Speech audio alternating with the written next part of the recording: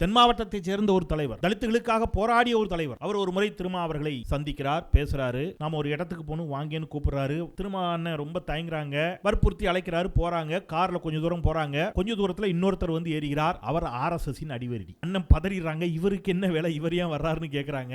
இல்ல நம்ம பேசுவோம் அப்படின்னு கொஞ்சம் தூரம் கூட்டு போறாங்க. நீங்கள் பாஜக அணியில் இணைய வேண்டும், பாஜகவோடு கரம் கோர்க்க வேண்டும். நாம் மிக முக்கியமான ஒரு மடாதிபதியின் சார்பாக சிலரை நாம் சந்திக்க இருக்கிறோம், ஒரு மடாதிபதியை சந்திக்க இருக்கிறோம் என்று சொன்னவுடன் கார் அப்படியே நிப்பாட்டுங்கன்னு சொல்லி அப்படியே நடு வழியில் இறங்கி, ஒரு கையில செல்போன் கூட கிடையாது, இங்கிருந்து நடந்தே கொஞ்ச தூரம் வந்து ஒரு அருகில் இருக்கக்கூடிய ஒரு விடுதிக்கு, ஒரு ஹோட்டலுக்கு வந்து லேண்ட்லைன் நம்பர்ல சிறுத்தைகளை அழைத்து, எப்பா நான் இவங்களை நம்பி வந்தேன், என்ன பண்ணிட்டு போயிருக்கான் பாரு, நீங்க இங்க வாங்கன்னு சொல்லி எனக்கு சொல்லும் போதே புல்லரிச்சு போகுது. பெரியாரையும் அம்பேத்கரையும் எதிரெதிராக மோத விடக்கூடிய ஒரு வேலை. அந்த வேலைக்கு துணை போவதற்கு பிராமண கடப்பாறையை தூக்கி கொண்டு சீமான் போன்றவர்கள் வருகின்ற போது, பெரியார் வெறும் இடைநிலை சாதிகளுக்கான தலைவரா, அம்பேத்கர் வெறும் தலித்துகளுக்கான தலைவரா அப்படின்னா ரெண்டுமே இல்ல. பெரியார் ஒடுக்கப்பட்ட தலித் சமூகத்தின் விடுதலைக்காகவும் பேசியிருக்கிறார். அம்பேத்கர் பிற்படுத்தப்பட்ட சமூக மக்களின் விடுதலைக்காகவும் பேசியிருக்கிறார். ரொம்ப முக்கியமான வார்த்தை இது. இன்னைக்கு பெரியாரை எப்படி நிப்பாட்டுறாங்க? பெரியார் வந்து ஏதோ இந்திய தேசிய விடுதலைக்கு எதிரானவராக இருந்தார். ஆமா, அவர் தெளிவாகவே சொன்னார். இவ்வளவு நாள் வெள்ளக்காரனுக்கு அடிமையா இருந்தா இனி பார்ப்பனர்களுக்கு அடிமையாக இருக்க போகிறோம் என்பதுதான் பெரியாரின் பார்வையாக இருந்துச்சு. பெரியாரின் பார்வை மட்டும்தான் அதுவான, அம்பேத்கரின் பார்வை என்னவாக இருந்துச்சு?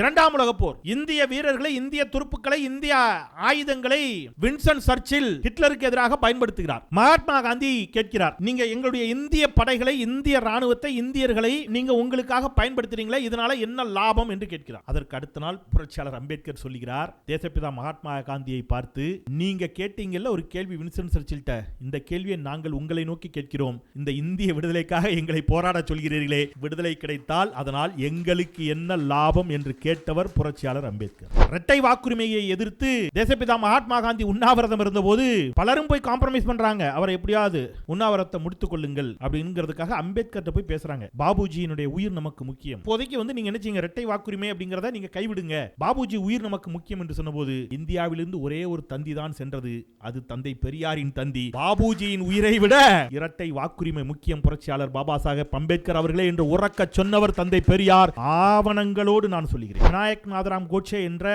RSS பார்ப்பனரால், RSSல இருந்தார் அவர், அதன் பிறகு இல்லைன்னாங்க, கோபால் கோட்சே ஆமான்னாரு. அந்த நாதராம் கோட்சே என்ற பார்ப்பனரால் தேசப்பிதா மகாத்மா காந்தி சுட்டு படுகொலை செய்யப்பட்ட போது இந்த தேசத்திற்கு காந்தி தேசம் என்று பெயரிடலாம் என்று சொன்னவரும் பெரியார் தான். பெரியார் என்று திருமா அண்ணனை பாராட்டிய பிறகும் இது உன்னுடைய உத்தி, உன்னுடைய ஒரு மலினமான உன்னுடைய இந்த ஸ்ட்ராட்டஜிக்கு வாட் நான்சன் இஸ் திஸ்னு கேட்டு, நான் இதுக்கு இரையாவேன் என்று நீ நினைத்தாயோன்னு வந்து கருஞ்சட்டைகளோடு நின்று RSSின் கனவை தவிடுபொடி ஆக்கினாரே, அந்த காலம் தந்த தலைவனின் கரத்தை கெட்டியாக பிடித்துக் கொண்டு, வரலாறு இது போன்ற தலைவர்களை எப்பொழுதாவது தான் நமக்கு தரும். இன்றைக்கு வரலாறு நமக்கு அப்படிப்பட்ட ஒரு ஆகப்பெரும் தலைவனை நமக்கு தந்திருக்கிறது. காலம் தந்த தலைவன் திருமா. எந்த அடிப்படையில், எந்த காலம், காலம்னா எது, இன்னைக்கு என்ன மாதிரியான ஒரு காலம் அப்படின்னு கேட்டிங்கன்னா, எனக்கு முன்பாக பேசிய மனோஜ் சில தகவல்களை சொன்னார். வட இந்தியாவில் இன்றைக்கு அம்பேத்கரியவாதிகளாக நாம் பார்த்த பல தலைவர்கள், தலித் மக்களின் விடுதலைக்காக போராடிய பல தலைவர்கள் இன்றைக்கு பாரதிய ஜனதா கட்சியோடு ஐக்கியமாகி அவர்களோடு இரண்டர கலந்து போன ஒரு பெரும் கொடுமையான காலகட்டத்தில் நமக்கு காலம் தந்த தலைவனாக திருமா நிற்கிறார் என்பதை மறந்துவிடக்கூடாது. என்ன மாதிரியான காலத்தில் திருமா நமக்கு கிடைத்திருக்கிறார் என்று கேட்டால், பிராமண கடப்பாறையை தூக்கி கொண்டு சீமான் போன்றவர்கள் இன்றைக்கு ஆரியத்தின் கைக்கூலியாக மாறி நிற்கின்ற பொழுது நமக்கு காலம் தந்த தலைவனாக எழுச்சி தமிழர் திருமா நிற்கிறார். நீங்க கொஞ்சம் கோட்டுக்கு அந்த பக்கம் ஒரு காலை வச்சிருந்தார்னா, இன்றைக்கு ஆரியம் RSS ஒரு மிகப்பெரிய சதிவலையை பின்னிக் கொண்டிருக்கிறது. என்ன மாதிரியான சதிவலை அப்படின்னு கேட்டிங்கன்னா, ஒவ்வொரு சாதிக்கும் சுயசாதி பெருமையை ஊட்டி,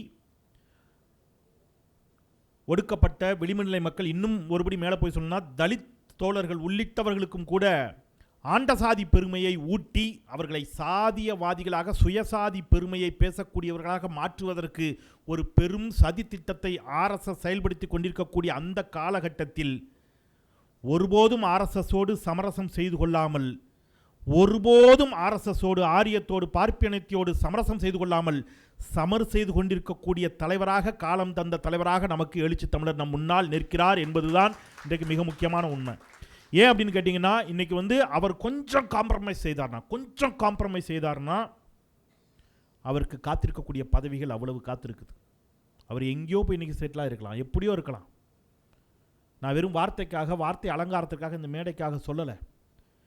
ஆரியத்தை எதிர்த்து இங்கே கருஞ்சட்டைகள் சமர் செய்து கொண்டிருக்கிறார்கள், திராவிட இயக்கம் சமர் செய்து கொண்டிருக்கிறது, மார்க்சியவாதிகள் சமர் செய்து கொண்டிருக்கிறார்கள். எஸ், உண்மை. ஆனாலும் ஆரியத்தின் குறி, ஆர்எஸ்எஸ்ஸின் குறி இந்தியா முழுவதும் ஒடுக்கப்பட்ட மக்கள், தலித் மக்கள். தலித் மக்களை அவர்கள் எவ்வாறு கையாளுகிறார்கள் அப்படின்னு கேட்டிங்கன்னா, உனக்கு எதிரி ஆரியம் அல்ல, உனக்கு எதிரி பார்ப்பனியம் அல்ல, உனக்கு எதிரி பார்ப்பனர்கள் அல்ல, உனக்கு எதிரி இந்த சாதிய படிநிலைகளில் உனக்கு மேலாக இருக்கக்கூடிய யாரோ ஒரு இடைநிலை சாதி, யாரோ ஒரு பிற்படுத்தப்பட்ட சமூகம் என்று தலித்துகளுக்கு பிற்படுத்தப்பட்ட சமூகத்தைச் சேர்ந்தவர்களை எதிரிகளாக காட்டி பார்ப்பனியம், ஆரியம் தன்னை தற்காத்து கொள்ளக்கூடிய ஒரு சதி வலையை இந்தியா முழுவதும் பின்னிக் கொண்டிருக்கக்கூடிய ஒரு சூழலில் அந்த சதி வலைக்கு தன்னுடைய தோழர்கள், தன்னுடைய சகாக்கள் எந்த இடத்திலும் பலியாகிவிடக்கூடாது, இரையாகிவிடக்கூடாது என்பதில் மிக தெளிவாக இருந்து ஒரு அரசியல் ஆசானாக வகுப்பெடுத்து ஆரியத்திற்கு இந்த மண்ணில் ஒருபோதும் இடமில்லை என்று உறக்க சொல்லிக் கொண்டிருக்கக்கூடிய காரணத்தினால் காலம் தந்த தலைவனாக திருமான் இருக்கிறார். ரொம்ப முக்கியம் அது. நான் ஒரு முறை அவருக்கு பேட்டி எடுத்தேன். அவரோடு பேசி கொண்டிருந்த பொழுது அவர் சொன்ன தகவல் இங்கே நான் பகிர்கிறேன். இன்றைக்கு இருக்கக்கூடிய பல தலைமுறைக்கு தெரியாது. நான் பேர் சொல்லாமல் சொல்கிறேன், ஏன்னா தேர்தல் காலகட்டம். பேரை சொன்னோன்னா அது சர்ச்சையாயிடும். தென் மாவட்டத்தைச் சேர்ந்த ஒரு தலைவர், தலித்துகளுக்காக போராடிய ஒரு தலைவர், அவர் ஒரு முறை அவர்களை, நம்முடைய அண்ணனை எழுச்சி தமிழரை சந்திக்கிறார், பேசுகிறாரு. நாம் ஒரு இடத்துக்கு போகணும் வாங்கன்னு கூப்பிட்றாரு. அந்நியரசு தோழருக்கெலாம் அது தெரிஞ்சிருக்கும் நல்லா. காரில் அண்ணன் ரொம்ப தயங்குறாங்க, வற்புறுத்தி அழைக்கிறாரு, போகிறாங்க. காரில் கொஞ்சம் தூரம் போகிறாங்க. கொஞ்சம் தூரத்தில் இன்னொருத்தர் ஏறுகிறார். அவர் ஆர்எஸ்எஸ்ஸின் அடிவருடி. அண்ணன் பதறிடுறாங்க, இவருக்கு என்ன வேலை, இவர் ஏன் வர்றாருன்னு கேட்குறாங்க. இல்லை நம்ம பேசுவோம் அப்படின்னு கொஞ்சம் தூரம் கூப்பிட்டு போகிறாங்க. ஒரு இடத்துல அவர் போகும்போது அவர் கேட்குறாரு, உங்ககிட்ட அவர் விஷயத்தை சொல்லித்தாரா, நம்ம யாரை பார்க்க போகிறோன்னு, எங்கே போகிறோன்னு அவர் சொல்லித்தாரா, நம்ம எது தொடர்பாக பேச போகிறோன்னு சொல்லித்தாரான்னு கேட்குறாங்க.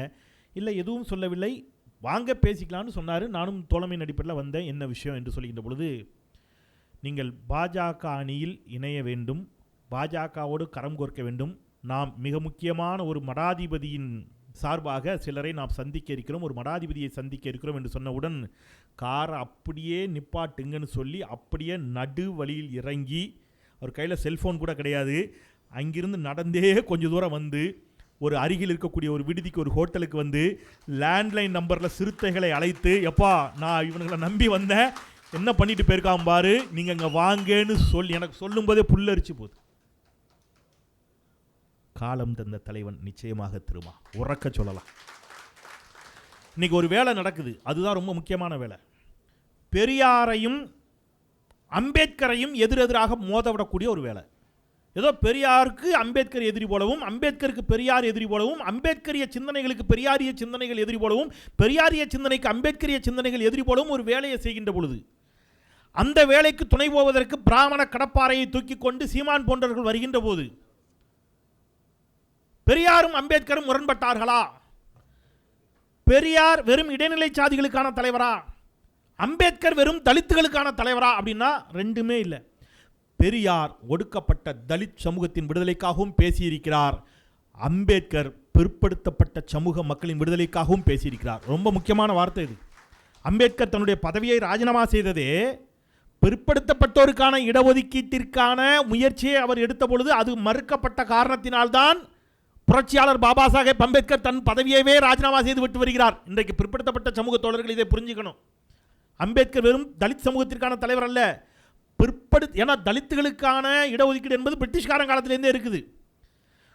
சுதந்திர இந்தியாவில் பிற்படுத்தப்பட்டோருக்கான இடஒதுக்கீட்டிற்கான ஒரு முயற்சியை புரட்சியாளர் அம்பேத்கர் செய்கின்ற பொழுது அவருக்கு எழுந்த எதிர்ப்பின் காரணமாக தன்னுடைய பதவியை ராஜினாமா செய்தார். அப்ப அம்பேத்கர் யாருக்காக பேசியிருக்கிறார்? பிற்படுத்தப்பட்டோரின் விடுதலைக்காகவும் பேசியிருக்கிறார். பெரியார் யாருக்காகவும் பேசியிருக்கிறார்? இன்றைக்கு பெரியாரை எப்படி நிப்பாட்டுறாங்க? தலித்துகளுக்கு விரோதி என்பது போல. தனஞ்சய் கீர் அம்பேத்கரின் வாழ்வும் மேற்கொண்ட பணிகளும் என்ற ஒரு புத்தகத்தை எழுதுகிறார். அதில் அம்பேத்கர் சொன்னதை அவர் குறிப்பிடுறார். அம்பேத்கர் சொன்னதை அப்படியே குறிப்பிடுறார். திருவாங்கூர் ராஜ்யத்தில் உள்ள வைக்கம் எனும் ஊரில் தாழ்த்தப்பட்டவர்கள் சில தெருக்களில் நடமாடக்கூடாது என்று உயர் வகுப்பாரால் தடுக்கப்பட்டதை கண்டித்து அமைதியான முறையில் அல்லது சத்தியாகிரக முறையில் தாழ்த்தப்பட்டவர்களுக்காக பார்ப்பனர் அல்லாத தலைவர் திரு ராமசாமி நாயக்கர் நடத்திய போராட்டம், அதில் இருக்கிறதுனால அதில் சாதிப்பு இருக்கிறதுனால நான் அப்படியே வாசிக்கிறேன், எதையும் எடிட் பண்ணாமல். நடத்திய போராட்டம் 1924ஆம் ஆண்டின் நிகழ்ச்சிகளில் சிறப்பாக நினைவில் நிற்கக்கூடியது. அம்பேத்கர் மிகுந்த கவனத்துடன் இதை கவனித்து வந்தார். சில மாதங்கள் கழித்து மகத் சத்தியாகிரகம் பற்றி எழுதிய தலையங்கங்களில் ஒன்றில் வைக்கம் போராட்டம் பற்றி நெஞ்சு நெகிழ்ந்து குறிப்பிட்டெழுதுகிறார் என்று அம்பேத்கரின் வாழ்வை எழுதிய தனஞ்சய் கீர் இதை பதிவு செய்கிறார். தோழர்களே, அம்பேத்கரும் பெரியாரும் தோழர்களாகத்தான் நின்றார்கள் களத்தில். அவர்களை எதிரெதிராக நிறுத்தும் ஆரிய சதிக்கு ஒருபோதும் நாம் துணை போய்விடக்கூடாது என்பதை மீண்டும் மீண்டும் உறக்கச் சொல்லிக் கொண்டிருக்கிறார். நான் சொல்லல, அண்ணன் எழுச்சி தமிழர் திருமா சொல்லுகிறார். எனவே அவர் காலம் தந்த தலைவன் என்பதை மறந்துவிடக்கூடாது. பெரியார் நடத்திய மாநாடுகள், நிறைய மாநாடு நடத்தியிருக்கிறார். இங்கே ஒடுக்கப்பட்டவர்களுக்காக நடத்திய மாநாட்டை சிலவற்றை பற்றி நான் பட்டியலிடுறேன். 15/1/1928 சென்னையில் 11வது ஆதி திராவிட மாநாடு. 1929 10/2/29 சென்னை தீண்டாமை விளக்கு மாநாடு. 16/2/29 கள்ளக்குறிச்சி தென்னார்காடு மாவட்ட ஆதி திராவிட மாநாடு. 21/7/29 சென்னை ஆதி திராவிட மாநாடு. 25/8/29 ராமநாதபுரம் ஆதி திராவிட மாநாடு. இந்த பட்டியல் முழுக்க ஆதி திராவிடர்களுக்காக அவர் நடத்திய மாநாடுகள். அவர் ஒரு இடத்துல சொல்றார், ஒருபடி மேலே போய் பெரியார் சொல்லுகிறார். திருச்சியை அடுத்த மான்படி மங்கலத்தில் பெரியார் பேசுகிறார். திராவிடர்களில் சாதி ஆணவம் படைத்த உயர் சாதிக்காரர்களும் இல்லாமல் இல்லை. என்ன சொல்றாருன்னா, பார்ப்பனர்களை சொல்லல, பார்ப்பனர் அல்லாத சமூகங்களில் உயர் சாதி ஆணவம் படைத்த சிலர் இல்லாமல் இல்லை. இனி அவர்களை எப்படி வழிக்கு கொண்டு வருவது என்பதும் எனக்கு தெரியும். பெரியார் சொல்றார். இன்னும் விளக்கமாக கூறுகிறேன், திராவிட இயக்கத்திற்கு முக்கிய கொள்கை என்னவென்பதை, இந்நாட்டில் பறையர் என்றும் பார்ப்பான் என்றும், உயர்ந்த சாதிக்காரன் தாழ்ந்த சாதிக்காரன் என்று இருப்பதையும், சூத்திரன் பஞ்சமன் என்று இருப்பதையும் அறவே ஒழித்து எல்லோரும் ஓர் இனம், எல்லோரும் ஒரே சமுதாய மக்கள் எனும் கொள்கையை நடைமுறையில் கொள்வதே என்னுடைய நோக்கம் என்று பெரியார் விடுதலையில் 8/7/1947 வந்த செய்தியை நான் உங்கள் முன் வைக்கிறேன். தோழர்களே, நேர்மையின் காரணமாக சில செய்திகளை கடந்து போகிறேன்.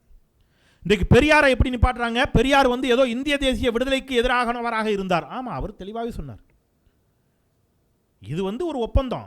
வெள்ளக்காரன் பார்ப்பனர்களுக்கு, பார்ப்பனர்களோடு இனி இவ்வளவு நாள் வெள்ளக்காரனுக்கு அடிமையாக இருந்தால் இனி பார்ப்பனர்களுக்கு அடிமையாக இருக்க போகிறோம் என்பதுதான் பெரியாரின் பார்வையாக இருந்துச்சு. பெரியாரின் பார்வை மட்டும்தான் அதுவாக இருந்துச்சா? இது ஒரு மேட் ஓவர் அப்படின்னு சொன்னார் அவர். பெரியாரின் பார்வை மட்டும்தான் அதுவான அம்பேத்கரின் பார்வை என்னவாக இருந்துச்சு?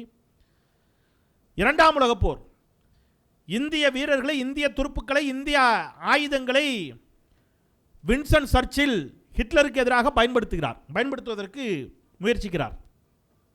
மகாத்மா காந்தி கேட்கிறார், நீங்கள் எங்களுடைய இந்திய படைகளை, இந்திய இராணுவத்தை, இந்தியர்களை, இந்திய மக்களை, இவங்களுடைய மேன் பவரை நீங்கள் உங்களுக்காக பயன்படுத்துறீங்களே, இதனால் என்ன லாபம் என்று கேட்கிறார். வின்சன் சர்ச்சில் சொல்கிறார், உன்னத மாண்புமிக்க புனிதமான பிரிட்டன், அதை நாங்கள் ஒருபோதும் இழக்க விரும்பவில்லை, அதை தக்க வைத்துக் கொள்வதற்காக நாங்கள் இதை செய்கிறோம். அப்போ காந்தி கேட்டார், இதனால் எங்களுக்கு என்ன லாபம் அப்படின்னு கேட்டார். அதற்கு அடுத்த நாள் புரட்சியாளர் அம்பேத்கர் சொல்லுகிறார், தேசப்பிதா மகாத்மா காந்தியை பார்த்து, நீங்கள் கேட்டீங்கல்ல ஒரு கேள்வி வின்சன் சர்ச்சில்கிட்ட, இந்த கேள்வியை நாங்கள் உங்களை நோக்கி கேட்கிறோம். இந்த இந்திய விடுதலைக்காக எங்களை போராட சொல்கிறீர்களே, விடுதலை கிடைத்தால் அதனால் எங்களுக்கு என்ன லாபம் என்று கேட்டவர் புரட்சியாளர் அம்பேத்கர். அப்போ அம்பேத்கரும் பெரியாரும் என்ன பார்வையில் தான் இருந்தாங்க? ஒரே பார்வையில் தான் இருந்திருக்கிறார்கள் என்பதை நாம் மறந்துடக்கூடாது. அதனால தான் இரட்டை வாக்குரிமையை எதிர்த்து தேசப்பிதா மகாத்மா காந்தி உண்ணாவிரதம் இருந்தபோது பலரும் போய் காம்ப்ரமைஸ் பண்ணுறாங்க. அவரை எப்படியாவது என்னன்னு நீங்கள் உண்ணாவிரத்தை முடித்து கொள்ளுங்கள் அப்படிங்கிறதுக்காக அம்பேத்கர்கிட்ட போய் பேசுகிறாங்க. பாபா சாஹேப் அம்பேத்கர்கிட்ட, பாபுஜியினுடைய உயிர் நமக்கு முக்கியம், தேசப்பிதா மகாத்மா காந்தியின் உயிர் முக்கியம், நீங்கள் எப்படியேனும் இதில் போய் நீங்கள் இந்த இதுக்கு இப்போதைக்கு நீங்கள் என்ன செய்யுங்க, இரட்டை வாக்குரிமை அப்படிங்கிறத நீங்கள் கைவிடுங்க, பாபுஜி உயிர் நமக்கு முக்கியம் என்று சொன்னபோது இந்தியாவிலிருந்து ஒரே ஒரு தந்தி தான் சென்றது. அது தந்தை பெரியாரின் தந்தி. பாபுஜியின் உயிரை விட, தேசப்பிதா மகாத்மா காந்தியின் உயிரை விட இரட்டை வாக்குரிமை முக்கியம், புரட்சியாளர் பாபா சாஹேப் அம்பேத்கர் அவர்களே என்று உறக்க சொன்னவர் தந்தை பெரியார். ஆவணங்களோடு நான் சொல்லுகிறேன். ஆனால் அதே பெரியார் தான் விநாயக் நாதராம் கோட்சே என்ற ஆர்எஸ்எஸ் பார்ப்பனரால், ஆர்எஸ்எஸ்ல இருந்தார் அவர், அதன் பிறகு இல்லைன்னாங்க, கோபால் கோட்சே ஆமான்னார். அந்த நாதராம் கோட்சே என்ற பார்ப்பனரால் தேசப்பிதா மகாத்மா காந்தி சுட்டு படுகொலை செய்யப்பட்ட போது இந்த தேசத்திற்கு காந்தி தேசம் என்று பெயரிடலாம் என்று சொன்னவரும் பெரியார் தான். அதனால் ஏன் நான் இதை சொல்கிறேன்னா, பெரியாரும் அம்பேத்கரும் சமூக நீதியின் இரட்டை குழல் துப்பாக்கிகளைப் போல என்றைக்கும் இருந்தார்கள். பெரியாரிய கருத்துக்களும் அம்பேத்கரிய கருத்துக்களும் இந்த சமூகத்தில் அப்படித்தான் இருக்க வேண்டும். அதை உடைத்து அம்பேத்கரிய சிந்தனையாளர்களை, நீலத்தை கருப்புக்கு எதிராக திருப்பிவிடும் ஒரு கயமைத்தனத்தை ஆர்எஸ்எஸும் ஆரியமும் நேரடியாகவும் மறைமுகமாக சீமான் போன்றவர்களின் மூலமாகவும் இந்த மண்ணில் செய்ய துடிக்கின்ற காலத்தில் பல்வேறு அவருக்கும் பல நெருக்கடி இருக்குது, அவருக்கும் பல கசப்புகள் இருக்கலாம், அவருக்கும் பல காயங்கள் இருக்கலாம் தேர்தல் அரசியலில், தனிப்பட்ட இயக்கத்திற்குள். ஆனால் அதை அனைத்தையும் தாண்டி ஒரு பரந்துபட்ட நோக்கத்தில் நீலம், கருப்பு, சிவப்பு இது அனைத்தும் ஒரே நேர்கோட்டில் நின்றால் மட்டும்தான் ஆரியத்தை, ஆர்எஸ்எஸை வீழ்த்த முடியும் என்ற ஒரு உன்னத புரிதலோடு, உயர்ந்த புரிதலோடு இன்றைக்கு எழுச்சி தமிழர் திருமா அவர்கள், மனோஜ் சொன்னார் பாருங்க, பெரியார் என்று திருமா அண்ணனை பாராட்டிய பிறகும் இது உன்னுடைய உத்தி, உன்னுடைய ஒரு மலினமான உன்னுடைய இந்த ஸ்ட்ராட்டஜிக்கு வாட் நான்சன் இஸ் திஸ்ன்னு கேட்டு, நான் இதுக்கு இரையாவேன் என்று நீ நினைத்தாயோன்னு வந்து கருஞ்சட்டைகளோடு நின்று அந்த ஆர்எஸ்எஸின் கனவை தவிடுபொடி ஆக்கினாரே, அந்த காலம் தந்த தலைவனின் கரத்தை கெட்டியாக பிடித்து கொண்டு, அவருடைய கரத்தை கெட்டியாக பிடித்து கொண்டு நாம் ரொம்ப வரலாறு இது போன்ற தலைவர்களை எப்பொழுதாவது தான் நமக்கு தரும். இன்றைக்கு வரலாறு நமக்கு அப்படிப்பட்ட ஒரு ஆகப்பெரும் தலைவனை நமக்கு தந்திருக்கிறது. எப்படி பெரியார் பிற்படுத்தப்பட்டோருக்கான இடஒதுக்கீட்டை அம்பேத்கர் எப்படி பிற்படுத்தப்பட்டோருக்கான இடஒதுக்கீட்டை கொண்டு வருவதற்காக போராடி அதனால் பதவி விலகினாரோ, இன்றைக்கும் நாடாளுமன்றத்தில் பிற்படுத்தப்பட்டோருக்கும் சேர்த்து உறக்க குரல் எழுப்பிக் கொண்டிருக்கக்கூடியவர் எழுச்சி தமிழர் திருமா என்பதை நாம் மறந்துவிடக்கூடாது. அப்படிப்பட்ட எழுச்சி தமிழர் இன்றைக்கு காலம் தந்த தலைவனாக நம் முன் நிற்கிறார். அவருடைய கரத்திற்கு வலு சேர்க்க வேண்டியது நம்முடைய கட்டாயம். இல்லை என்றால் காலம், வரலாறு ஒருபோதும் நம்மை மன்னிக்காது. பெரியாரிய சிந்தனையாளர்கள், மார்க்சிய சிந்தனையாளர்கள், அம்பேத்கரிய சிந்தனையாளர்கள் ஒன்றுபட்டு நிற்க வேண்டும், ஓரணியில் நிற்க வேண்டும். அதை இந்த தேர்தல் முடிவுகள் அதை உறக்கச் சொல்ல வேண்டும் என்பதை சொல்லி, எழுச்சி தமிழரின் புகழ் பாடுவதற்கு எனக்கு ஒரு வாய்ப்பை தந்ததற்கு அன்பு தம்பி மனோஜுக்கு என்னுடைய நெஞ்சம் நிறைந்த நன்றியை சொல்லி விடைபெறுகிறேன். நன்றி, வணக்கம்.